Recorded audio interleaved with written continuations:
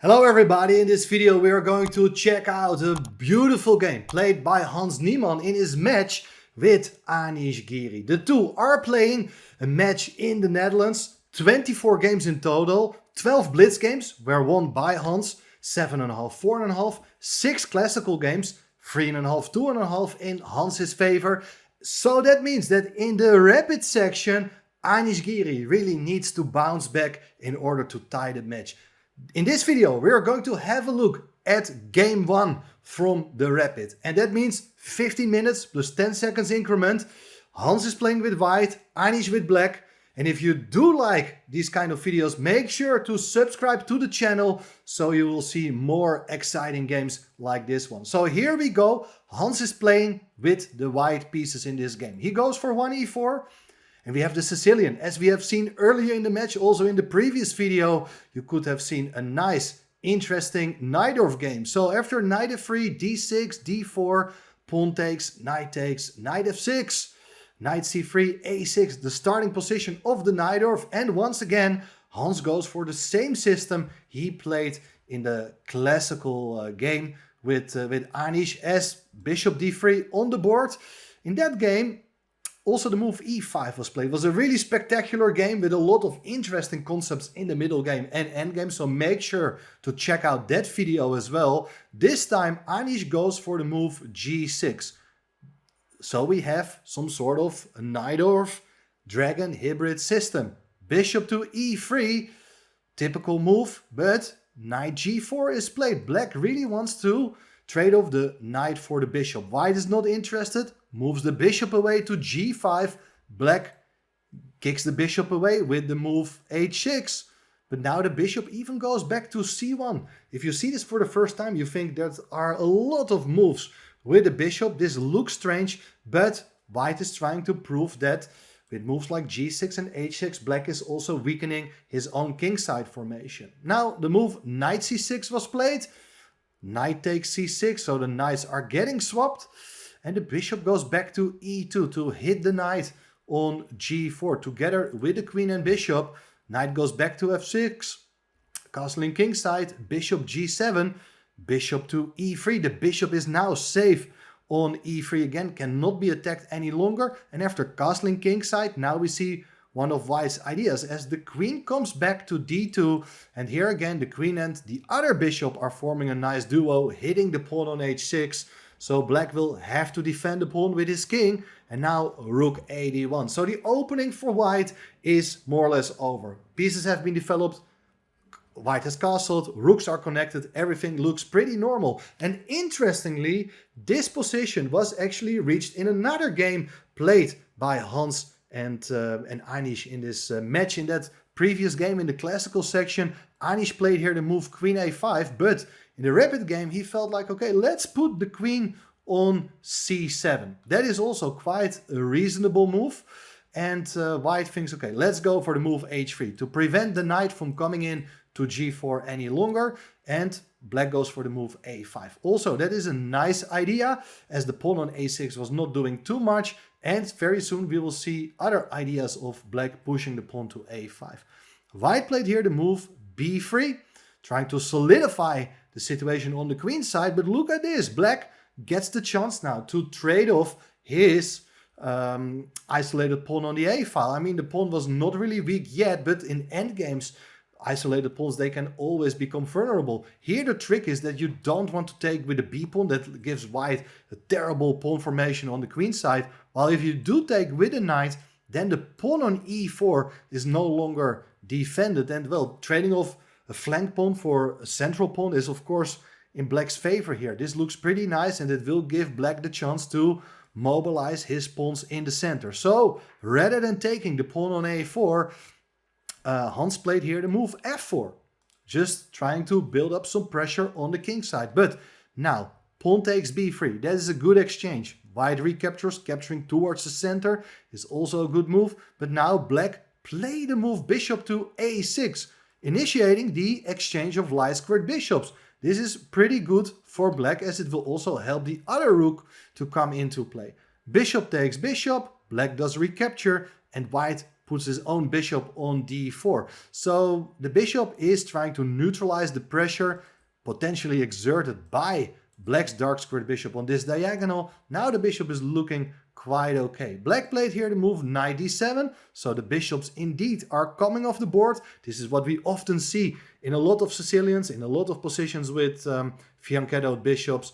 And white plays now the move e5, trying to put pressure against the pawn on d6 and exploiting the fact that the knight is vulnerable on d7. Black doesn't have time here to take the pawn on e5 as it runs into queen takes knight. Therefore, black closes the center here with the move d5, and we have a more blocked position. But can white build up an attack on the other side of the board with these pawns? Well, that's the question. If you do play the move f5, don't forget that the pawn on e5 can just be taken. So white has to play calmly here. Play the move knight e2. The knight on c3 is badly placed, couldn't really move at all, so it's looking for a brighter future elsewhere. So maybe the knight comes into d4. After the move e6, Hans actually placed his knight on g3, and frankly speaking, this doesn't look like a nice square, because where's the knight going? All these squares, they have been taken away by the pawns on g6 and d5. And now black is trying to build up the tension on the queen side with the move rook a2, targeting the pawn on c2.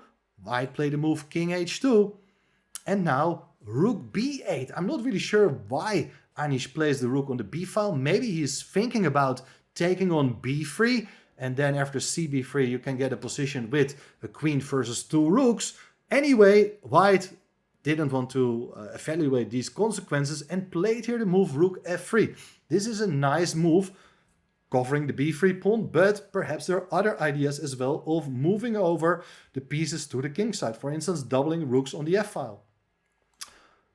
Black played the move queen a5, offering the exchange of queens. And imagine, the queens are coming off the board, which was not played by Hans.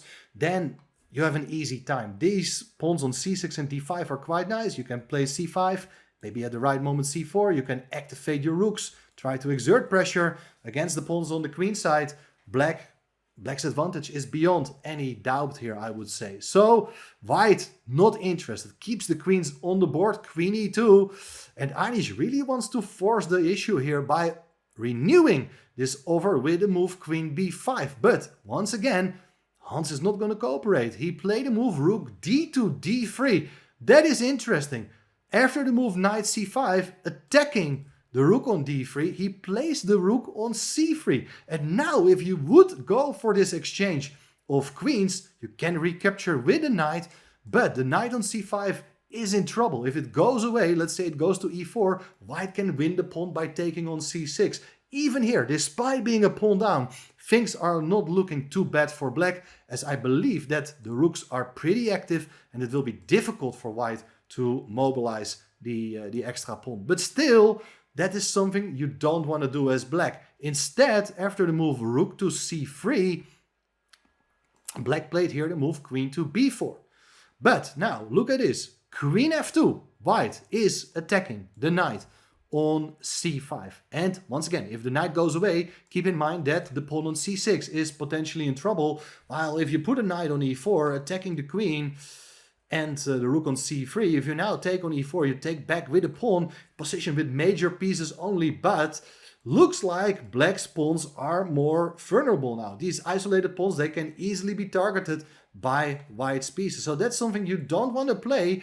Anish played here the move rook to b5. But now Hans almost instantly played his next move. Like always, Hans is playing super fast and not always the most precise moves, but it does put a lot of pressure on the opponent. And after rook to b5, he unleashed here the move f5. Fantastic strike, trying to open up the f-file for the major pieces. And here we have the critical moment in the game, as how should black react to it. This is looking incredibly dangerous, because you know that if black is gonna take, a sacrifice will come, and the rooks and the queen, they are looking in the direction of the black king. How to react? Apparently Anish made a big mistake here. He could still have considered something like knight e4, initiating the same sort of exchange. Now after knight takes e4, d takes e4, you hit the rook, the pawn on e5 is hanging, the pawn on f5 can be taken.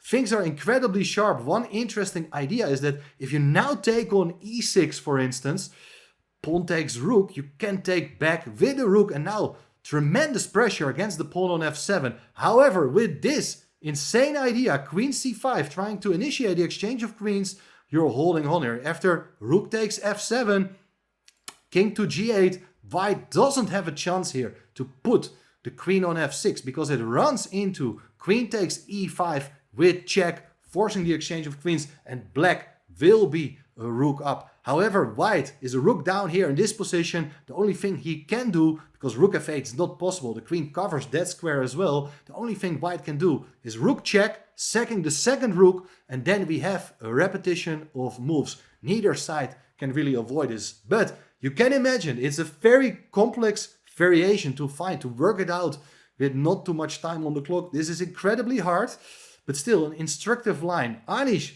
felt like he can play it safe here by taking with the pawn on f5, but now it's knight takes f5. The sacrifice speaks for itself. G takes f5, rook takes f5, threatening to take on f7 as the queen and rook are working fantastically together. How to defend? Well, rook on c3 is hanging. If you do take that guy, rook takes f7 check, king goes back, and now you can just give another check, king g7, queen f7 is checkmate. Very convincing line. Black should try to do something else, but what to do? Should he defend the pawn on f7? Well, if you do that with the rook from b5, then at least white can simply capture the knight on c5. Material is even now again. White's actually pawn up, but more importantly, this king is wide open. It's a free attack for white. So therefore the other rook goes back to a7, keeping the pawn defended. Now the rook swings over to the king side. So all white's pieces are joining the attack here. And where should the king go to? If you go to h7, it's rook takes f7 with check, and the queen will come in. This is leading to checkmate very soon. Instead of king h7, king f8 could be considered, which was played by Anish in this game. But now another huge blow, as here the move e6 is played. So the pawn also joins the attack with the aim of taking on f7. This is looking absolutely crushing for white. For instance, you cannot take with the pawn because of the pin, but if you do take with a knight, trying to eliminate that annoying pawn, look at this, the rook on a7 can just be taken, and white is up material and will win the game. No time here to take the pawn on e6. Rook bb7 was played, and looks as if black is still trying to hold on to the pawn on f7. Very stubborn defense, but the question is, how can white's strongest piece join the attack? How can white hit the king on f8? Well, the key move here is queen to e3. Beautiful idea. For instance, now you're hitting the pawn on h6. That's very important. If you, for instance, put your knight on e4, you can just take here the pawn on h6, and if you go away with the king, you can take on f7 with check. If you take with the rook, it's rook g8, and this is just completely winning. King e7, for instance, rook takes rook, king takes rook g7, and now after king e8, the simplest move is queen e6 check, and after king d8, you give another check on g8. Now it's letter mate, as the only thing black can do is queen f8, but then you take with the queen. Very nice, convincing line. Not sure the players had seen all of this, but the attack is just playing itself. With a queen on e3 and the rooks on open files, it's very difficult for black to defend. And in fact, there is no longer a defense available. Knight takes e6 was played, eliminating the pawn, but now white can just take on e6 as the pawn on f7 is pinned.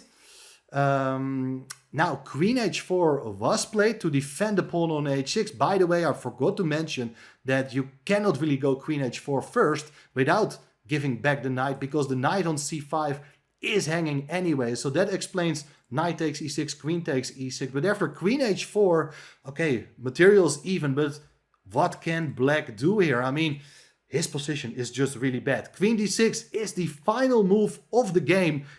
Queen is giving check. The king can't go to e8 because there will be rook e8 with checkmate. If you, for instance, block here with your queen coming back to e7, the most beautiful line is rook takes f7. Stunning rook sacrifice. You can't take with the queen because the queen is pinned. If you take with the king, it's queen g6, king f8, queen g8 with checkmate. And basically the same happens if you block with the rook. There's again the same type of sacrifice. Rook takes pawn, king takes queen g6. Again, the queen and rook are working fantastically together and it's leading to checkmate again. Beautiful victory by Hans Niemann. In the end, the rapid section was tied 3-3, but that means that Hans Niemann convincingly managed to win this match. And the winner of this match got $35,000. Not really bad for 5 days of playing chess. The loser, Anish Giri, gets $15,000. Also not bad at all.